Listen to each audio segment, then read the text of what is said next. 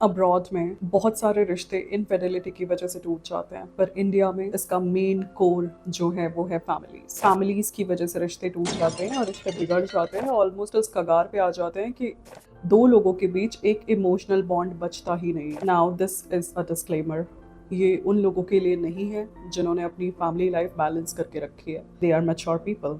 ये उन लोगों के लिए है जो बैलेंस नहीं कर पा रहे हैं।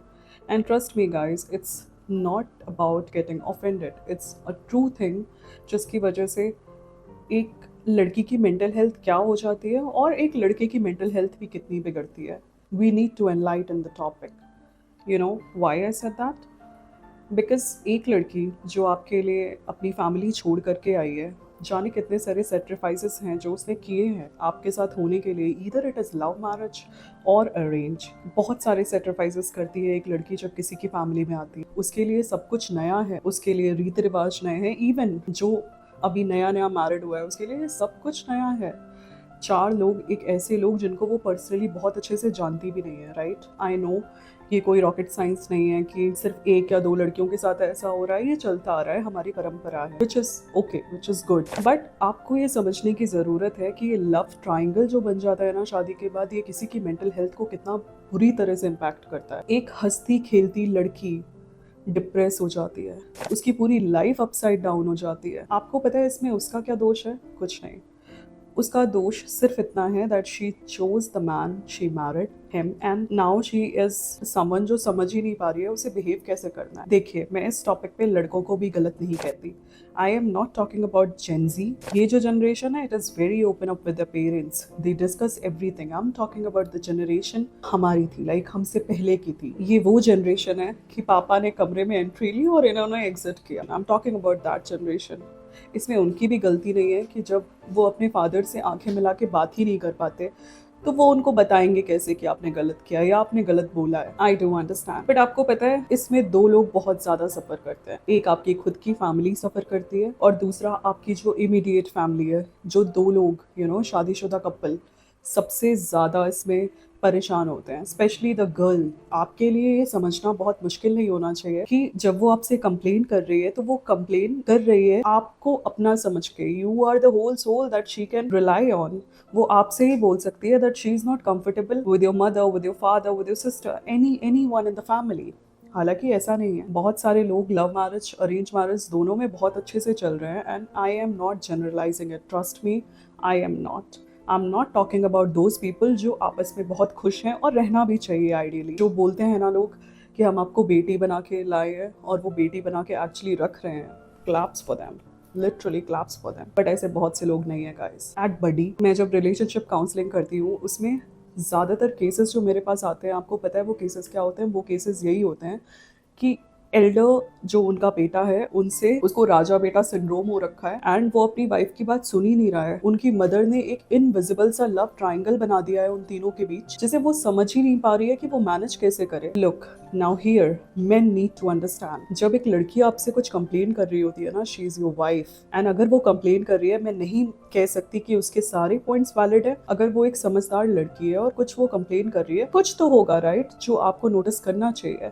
And trust me, it's not your mother versus your wife. No, it's about the generation versus generation. Because एक trauma जो होता है वो ट्रॉमा पास ऑन होता जा रहा है। हालांकि आपकी मदर भी इसकी विक्टिम ही थी। आई वुड नॉट ग्लोरीफाई कि वो मदर इज परफेक्टली फाइन और she had a good relationship and then she is passing it on. आपकी मदर भी एक विक्टिम ही रही होंगी उस ट्रॉमा की जो उनकी मदर इन लॉ ने दिया है, उनकी मदर इन लॉ को उनकी मदर इन लॉ ने दिया है। सो आई वुड नॉट से, बट आपको पता है ये ट्रॉमा पासिंग रुकनी चाहिए। अदरवाइज वी नेवर नो कि हम किस मेंटल हेल्थ से गुजरेंगे, आगे वाली हमारी जनरेशन किस मेंटल हेल्थ से गुजरेगी। It's very important for a man to understand, to make clear, to set the boundaries. अगर आपको लग रहा है कि आपकी मदर आपसे बहुत ज्यादा ऑब्सेसिव है तो आपको एक बाउंड्री सेलेक्ट करनी चाहिए।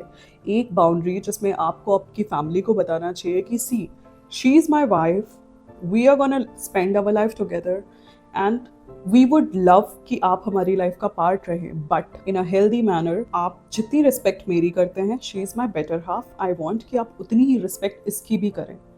ये इम्पॉर्टेंट है बिकॉज अगर हम रिस्पेक्ट नहीं कर रहे हैं ना, and there the man plays the role. अगर वो अपनी वाइफ की रिस्पेक्ट नहीं क्रिएट कर पा रहा है, एक सर्टेन बाउंड्री नहीं क्रिएट कर पा रहा है, तो फ्यूचर में सैंडविच तो देखो बॉस उसी को बनना है। बिकॉज क्या होगा, आप पिस जाओगे between two important ladies in your life. फिर आपके पास सिर्फ एक ऑप्शन होगा, या तो आप बंदी छोड़ दो या तो आप अपनी फैमिली छोड़ दो। There is no other option. What will you do? या तो आप अपनी पूरी लाइफ, एक जो शादी का बॉन्ड होता है जो बर्बाद हो जाता है इन सारी चीज़ों के चक्कर में, या तो आप पूरी लाइफ वो सफ़र करो। So you know, I suggest people, it's very important when you get married, set the boundaries, have a discussion with your family, and जहाँ पे भी आपको फर्स्ट टाइम लग रहा है ना कि आपकी वाइफ की डिसरिस्पेक्ट हो रही है, वहाँ पर रोकिए उनको बताइए कि आप ये नहीं कर सकते। You can not talk to my wife in a certain manner, vice versa. अगर आपको लगता है कि आपकी वाइफ कहीं डिसरिस्पेक्ट कर रही है आपकी फैमिली की, तो उसको भी बताइए इन अ कूल मैनर कि see you can not talk in a certain manner. अगर आपको लगता है कोई ऐसी बात है जो आपको बुरी लग रही है, आप मुझे बताइए, I can take the stand. I have heard this quote कि बहुएं वही बुरी होती हैं जो बोलती हैं और लड़के हमेशा बेचारे बन जाते हैं, बिकॉज लड़के कुछ बोलते नहीं है। अब अगर एक यहाँ पे समझदार लड़की है जो अपने हक के लिए आवाज उठा रही है, तो वो विलन ही बनेगी, बिकॉज उनके लिए तो वो दूसरी बंदी है ना जो उनको आके ज्ञान दे रही है। उनके लिए तो ये बहुत समय से चला आ रहा है, राइट? अचानक से कोई एंटर कर रहा है और बोल रहा है कि आपको नहीं लगता ये चीज गलत है या ये चीज नहीं होनी चाहिए इन अ सर्टेन मैनर, तो चेंज तो सबको खलता है, राइट?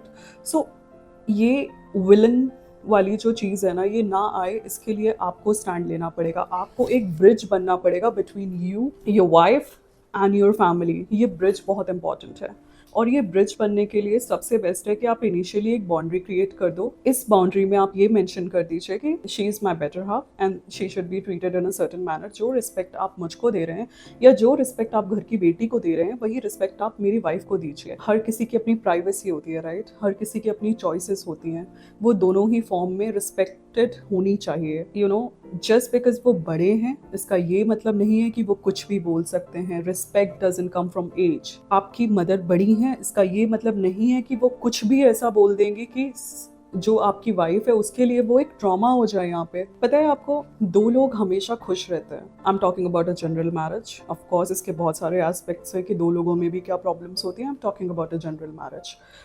बट जैसे ही कोई तीसरा इन्वॉल्व हो जाता है ना, वो किसी की भी फैमिली हो, लड़के की हो लड़की की हो, यहाँ पर एक ग्लिच आ जाता है। पता है आपको, मैंने बहुत सारे केसेस सुने हैं जिसमें मदर्स इतनी ज़्यादा ऑब्सेस्ड हैं। यू नो, एक टर्म चल रहा है ना नार्सिसिज्म का, नार्सिसिस्ट मदर्स इतनी ज़्यादा ऑब्सेस्ड हैं अपने बड़े बेटे से कि वो एक जेलस पॉइंट ऑफ व्यू ले आती हैं। अरे तुमने उसको साड़ी ला के दी है, मुझे भी ला के, तुम उसको बाहर ले जा रहे हो, हम भी चलेंगे। कम ऑन यार, अभी अभी शादी हुई है, थोड़ी रिस्पेक्ट, थोड़ी प्राइवेसी होनी चाहिए, राइट? एंड ये जो पूरा सिनारियो है ना, इसमें सबसे ज्यादा रोल एक लड़के का होता है, बिकॉज वो बाहर से आई है, वो नहीं बोल सकती, बट उसे बोलना पड़ेगा। अगर आप नहीं बोल रहे हो तो वो बोलेगी एंड वो विलन बनेगी, और फिर वो पूरी फैमिली के लिए एक विलन बन जाएगी फॉर लाइफ टाइम।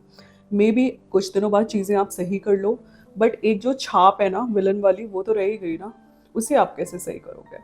और पता है आपको, ये इनिशियल मैरिज में नहीं पता चलेगा, बट लेटर ऑन आपको भी फ़र्क पड़ेगा कि मेरी वाइफ से सर्टन बंदा सर्टन तरीके से बिहेव क्यों कर रहा है। बिकॉज मैंने बताया ना, लव ग्रोज विद टाइम। आपको पता है नार्सिसिस्ट मदर्स की प्रॉब्लम क्या है? उनकी प्रॉब्लम ये है कि वो ट्रॉमा तो पास कर ही रही हैं, प्लस आई डोंट नो, आप अपनी बेटी की एज की बच्ची से इतना ज़्यादा हेट कैसे रख सकते हो यार? वो आपकी बहू है, वो आपका वंश बढ़ाने वाली है, वो आपके बच्चे को खुश रख रही है। आपके लिए तो यही बहुत होना चाहिए, डोंट यू थिंक सो? कि आपका बच्चा उनके साथ खुश है, और आपको दुआएं करनी चाहिए कि वो आपस में खुश रहें। लेकिन यहाँ पर ऐसा नहीं करते हैं वो। उनको प्रॉब्लम है कि वो उनके साथ खुश क्यों हैं। आप कोशिश कर रहे हैं हर जगह उसकी जगह लेने की, आप नहीं ले सकते। आप कितने दिन ले लोगे जगह? कितने दिन ले लेंगे आप जगह? कुछ सालों बाद जब आप नहीं होंगे तो उसके काम जो आएगा वो सिर्फ एक दूसरे के काम आने वाले हैं, राइट?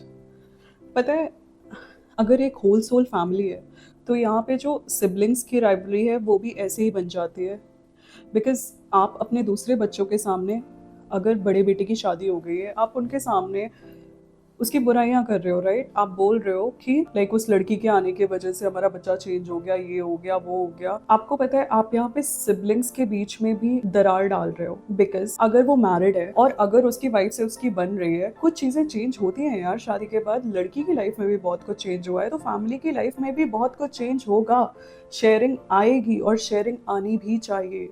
अगर आप वो एम्बिलिकल कॉर्ड नहीं काट पा रहे हो ना, तो शादी मत करो। Trust me, don't spoil two families, don't do that. It's better to be unmarried then be divorced, and it is gonna hurt both ways. लड़के को भी उतना ही इम्पैक्ट करेगा, लड़की को भी उतना ही इम्पैक्ट करेगा। लड़कों को भी ये समझने की ज़रूरत है कि आप किसी को डिसरिस्पेक्ट नहीं कर रहे हो। Every one love their mothers, every one love their family, so do the girl, right? So इसमें कोई प्रॉब्लम नहीं है, बट आपका रिलेशन आपकी मदर के साथ अगर हेल्दी है, विच इज़ अप्रिशिएबल, और अगर आपको लगता है कि आपकी वाइफ के आने के बाद आपका रिलेशन कहीं से इम्पैक्ट हो रहा है आपकी मदर के रिलेशन की वजह से, टॉक्सिक रिलेशन की वजह से, तो वो प्रॉब्लम है। फिर वो एक टॉक्सिक रिलेशन बन रहा है कहीं ना कहीं। So it's really really important कि ये सारी चीज़ें शुरू में समझा दी जाएं।